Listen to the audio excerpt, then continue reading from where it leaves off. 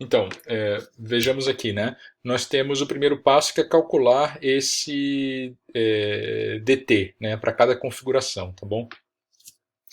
Então, na corrente paralelo, né, nós tínhamos que o dt1 é negativo e o dt2 é positivo, certo? Então, o dt1, para ser negativo, né, eu vou dizer que ele é menos delta Q sobre C1. É o que me dá um balanço de energia, certo? Q é igual a m.cp, que é o C ponto, né, vezes o dt, tá? E o dt2, né, eu vou dizer que ele é igual a um valor delta Q, né, que como referência vai ser sempre positivo, certo? Né? Um valor em módulo ali sempre positivo, para que eu possa garantir que o sinal é o sinal que eu estou atribuindo aqui, né? Dividido por C ponto, certo? Então, para a corrente quente o dt é negativo, para a corrente fria o dt é positivo. E aqui no contracorrente, ambas são negativas, tá? Então vou dizer que o dt1 é menos ΔQ sobre C ponto 1 e o dt2 é menos ΔQ sobre C ponto 2, tá? E aí o meu objetivo aqui é calcular o dt1 menos t2. Então o que eu vou fazer é subtrair para o paralelo essa menos essa, né? E para o contracorrente essa menos essa. Então quando eu faço a subtração, eu tenho dt1 menos t2, coloco o Q ponto em evidência, ou menos Q ponto em evidência, né? E dentro do parênteses eu vou ter 1 sobre C1 mais 1 sobre C2, tá? Tá certo? Né? Porque é T1 menos o T2, tá? E no contracorrente, o que eu vou ter é colocando o menos ΔQ ponto em evidência, vai ser 1 sobre C1 menos 1 sobre C2. Então, a diferença está no sinal. Tá? Aqui é um sinal de mais, aqui é um sinal de menos. Tá certo? Tá? E a ideia é essa, levar os dois juntos. Tá? Levar os dois arranjos fundamentais juntos até a gente identificar as semelhanças e as diferenças até o final. Tá bom? O passo 2, né, que vem depois de definir o dt1 menos t2, é substituir a equação fundamental nas equações 1 e 2, que são as equações para o dt1 menos t2, para o paralelo e para o contracorrente. Tá? Então eu vou substituir ΔQ é igual a u t1 menos t2 dA. Ora, o dq é o u t1 menos t2 dA, já substituí aqui. Né? Eu já tinha o dt1 menos t2, né, reagrupando, eu fico com t1 menos t2, botei para o lado esquerdo do sinal aqui, fiquei com o u que multiplica 1 sobre C1 mais 1 sobre C2 dA. Tá? Mesma coisa, aqui para o contracorrente, a única diferença é o sinal de menos. Tá bem? E notem aqui uma coisa interessante, ó, aqui já está se organizando para a gente poder integrar, certo? E aqui, se o u for constante, né, o que eu vou integrar do lado de cá na área é moleza, porque o C.1 e o C.2 vou admitir que são constantes. Então, nessa integração na área aqui, esse produto U vezes a soma dos inversos dos C pontos, né, tanto aqui quanto aqui, ele vai ser uma constante, tá bom? Tá? Então, o terceiro passo é exatamente integrar ao longo da área. Tá? E eu vou integrar do terminal à direita, né, desculpa, do terminal à esquerda, que é onde a área começa, até o terminal da direita, ΔTB, que é onde a área termina, certo? Tá? Então, a integração de ΔTA, ΔTB desse D de ΔT sobre ΔT, e aqui já saquei fora da integral, tá? Opa, a mesma coisa aqui, ó, tá? Fiz a mesma integração e saquei fora da integral aqui, estou integrando de 0 a A. Então, aqui é moleza, isso aqui vai ser, os lados esquerdos vão ser ln de ΔTB sobre ΔTA, e aqui eu vou ter menos o A vezes a soma dos inversos dos C pontos, e menos o A vezes a subtração dos inversos dos C pontos para o contracorrente. Tá? Notem que se a gente fizesse a integração até uma área qualquer, né? Uma área no meio do caminho, por exemplo, um x qualquer no meio do caminho, com uma diferença de temperatura qualquer no meio do caminho, nós iríamos recuperar os nossos perfis de decaimento exponencial, certo? Tá? que é exatamente o que isso aqui dá. Se eu aplicar, né, nessas expressões exponencial dos dois lados, né, e exponencial do lado de cá também, do lado direito do sinal, o que eu vou ter é um decaimento exponencial, ou seja, aquela diferença de temperatura varia exponencialmente com a área. O que não é muito difícil de ver, vou voltar aqui, ó, nesse desenho aqui, principalmente o paralelo é fácil de ver, que essa diferença de temperatura aqui, que varia com a posição, está decaindo exponencialmente, tá? Beleza. Então isso é o que a gente tem, só que lembrando, né, que o ΔTA ele é diferente nos dois casos, tá? Não é o mesmo ΔTA, tá bom? Eu tenho um ΔTA para o paralelo e um ΔTA para o contracorrente, tá? Bom, então voltando aqui, que foi um parênteses, né? Eu vou substituir as definições da taxa de capacidade calorífica nas equações 3 e 4, né? Que são aquelas equações dos LNs da razão dos ΔTA e ΔTB e ΔTA, né? Então, se eu substituir o C ponto, por exemplo, né? Eu tenho um C1 ponto que está aqui, ó. Eu vou substituir num balanço de energia global. Ele vai ser Q sobre um ΔT. Esse aqui vai ser um Q sobre um ΔT também. Mas que ΔT? ΔT de entrada e saída daquelas respectivas correntes, certo? Porque vem do balanço de energia, né? Então, o C1 vai ser Q ponto total, T1in menos T1 out. O C2 vai ser Q ponto total, T2 out menos T2 in. Aí, coloquei ele aqui, certo? Substituí um, né? Substituí o outro. E aí eu sei que, né, para o corrente paralela, ΔTA é T1in menos T2in, e ΔTB é T1 out menos T2 out. Mas com certa boa vontade eu consigo achar isso aqui. Ó. Aqui eu tenho T1in.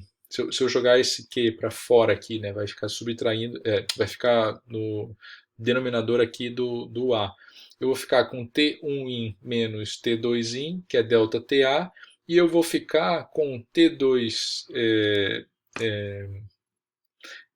menos T1 out, né, menos T2 out, porque menos com menos vai dar o sinal de mais. Então vai ficar, isso aqui é ΔTA menos ΔTB, tá?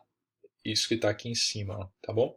Então é exatamente isso que a gente tem, ó, ΔTA menos ΔTB sobre ln de ΔTA sobre ΔTB, beleza? Então, para essa situação aqui, ó, de correntes paralelas, né? Se a gente volta àquela expressão vista anteriormente que definia a diferença de temperatura média, né? Nós tínhamos lá que o QT total era igual ao produto UA uma diferença de temperatura média, a diferença de temperatura média é isso daqui, ó, que é uma diferença de temperatura média logarítmica, tá bom?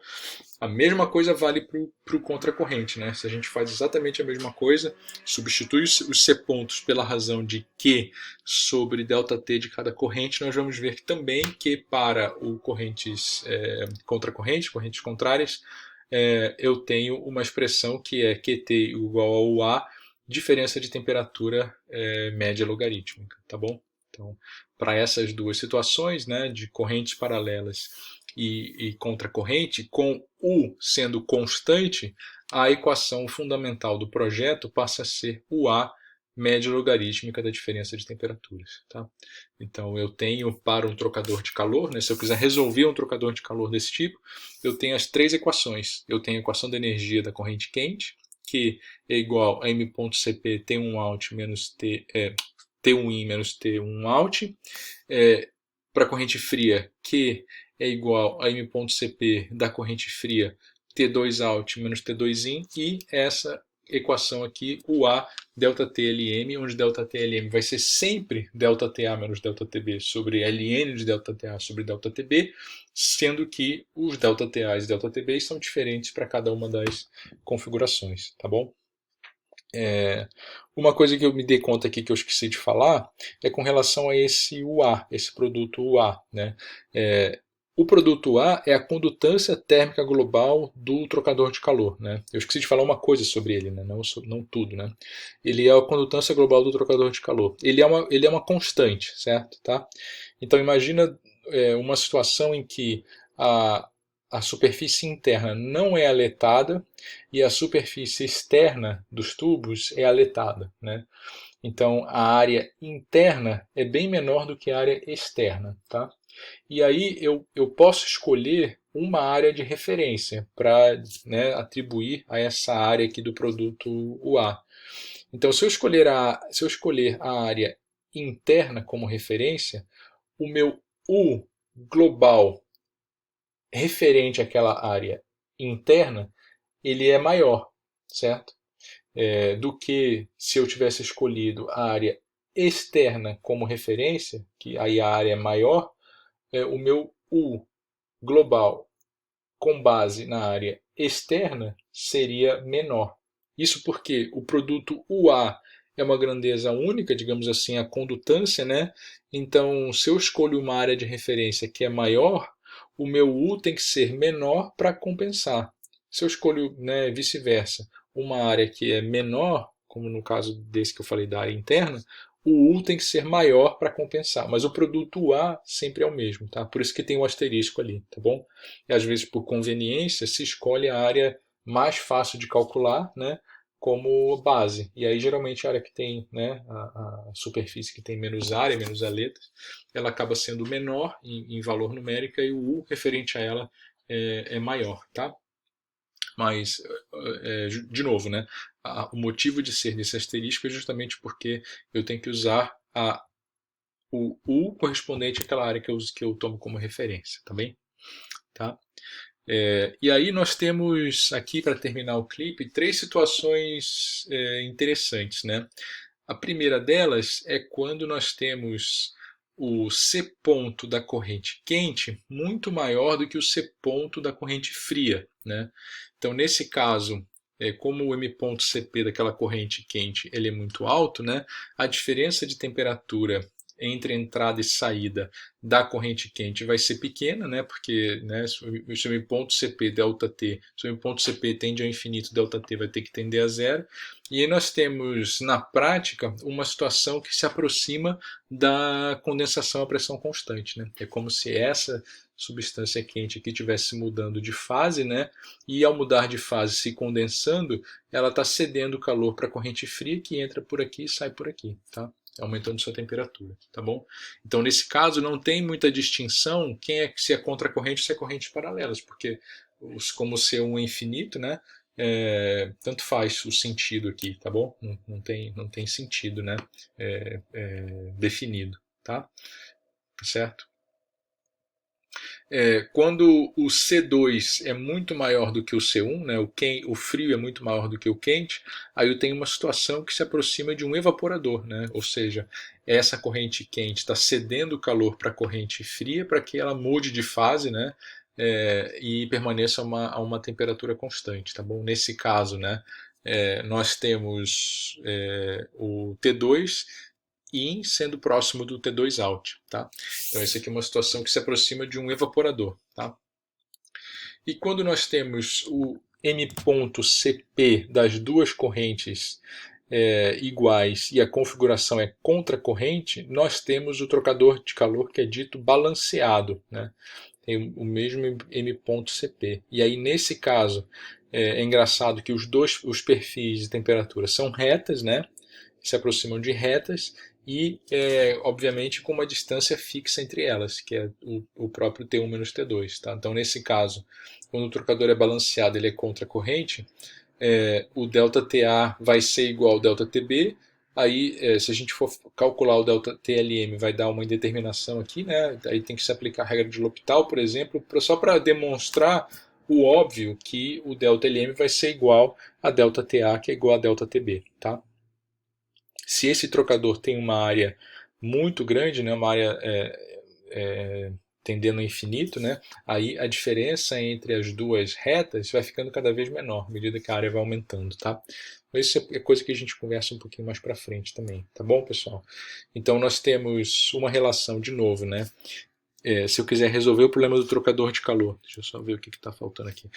Se eu quiser resolver o problema do trocador de calor, eu tenho M.Cp ΔT para as duas correntes, mas, né, se elas forem dessas duas fundamentais contracorrente e correntes paralelas, que a relação do resfriamento de Newton vai ser que é igual a um UA ΔTLM, onde esse ΔTLM é a média logarítmica da diferença de temperaturas. Tá?